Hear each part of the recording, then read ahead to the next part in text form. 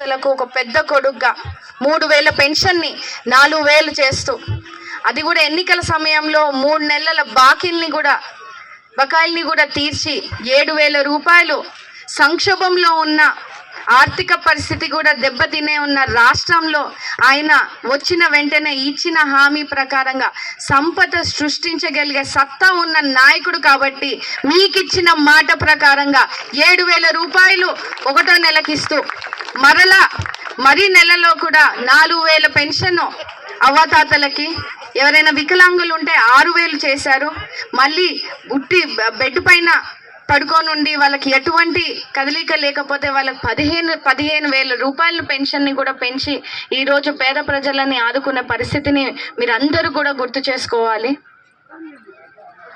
భూ చట్ట సేకరణ కింద ఆ చట్టాన్ని కూడా రద్దు చేశారు.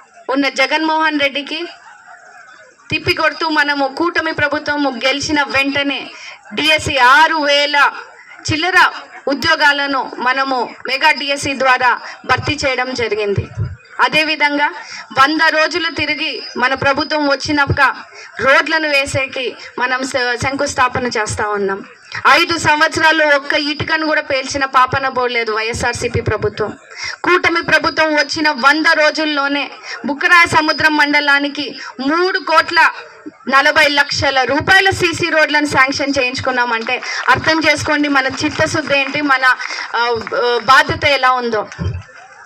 3,40,00,000 రూపాయలు మనం బుక్కరాయ సముద్రం మండలానికి కేటాయించినాము సీసీ రోడ్ల కోసం.